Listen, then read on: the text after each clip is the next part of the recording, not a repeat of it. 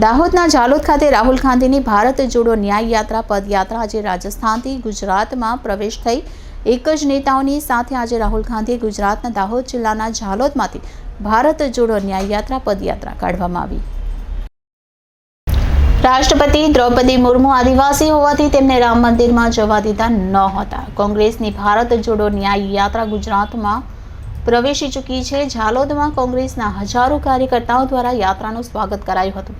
આ દરમિયાન રાહુલ ગાંધીએ ઝાલોદમાં જાહેર સભા યોજી હતી, જેમાં તેમણે રામ મંદિર, બેરોજગારી, આદિવાસી તેમજ રાષ્ટ્રપતિનો ઉલ્લેખ કરી કેન્દ્ર સરકાર પર નિશાન સાધ્યું હતું। રાહુલ ગાંધીએ કહ્યું કે ભારતમાં પછાત વર્ગના 50% લોકો, 8% આદિવાસીઓ અને 15% દલિતો રહે છે, તેમજ 15% લઘુમતી લોકોના રહે છે, પરંતુ તેમાંથી એક પણ ઉદ્યોગપતિ અને સિનિયર લેવલના અધિકારીઓ જોવા નહીં મળે।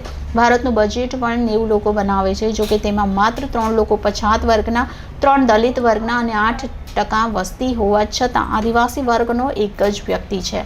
દેશમાં આદિવાસીઓની વસ્તી 8% હોવા છતાં મંત્રાલયમાં માત્ર 3 લોકોને જ સ્થાન અપાયું છે। તેમણે કહ્યું કે દેશમાં જાતિ આધારિત વસ્તી ગણતરી થવી જોઈએ, કારણ કે તેનાથી પછાત વર્ગના ભારત જોડો ન્યાય યાત્રા લઈ નીકળેલા કોંગ્રેસના નેતા રાહુલ ગાંધીએ ગુરુવારે જાહેર સભાને સંબોધી ગુજરાતમાં પ્રવેશ કરી ઝાલોદ ખાતે લોકોને ખ્યાલ આવશે કે દેશનું ધન કોના હાથમાં છે, તેમની વસ્તી કેટલી વસ્તી, દેશની જુદી જુદી સંસ્થાઓમાં તમારા કેટલા લોકો છે, ઉપરાંત બજેટ વધશે તો પણ તેમાં પછાત વર્ગના લોકોની કેટલી ભાગીદારી છે તે પણ ખ્યાલ આવી જશે। ગરીબ અને સામાન્ય લોકોને પણ ખ્યાલ આવી જશે કે તેમની વસ્તી કેટલી છે અને બજેટમાં તેમની કેટલી ભાગીદારી છે। તેમણે કહ્યું કે જ્યારથી મેં જાતિ આધારિત વસ્તી ગણતરીનો મુદ્દો ઉઠાવ્યો છે, વડાપ્રધાન નરેન્દ્ર મોદી કહે છે કે ભારતમાં કોઈ જાતિ જ નથી। જો ભારતમાં કોઈ જાતિ જ નથી તો તમને પોતાને ઓબીસી કેમ કરી રહ્યા છો?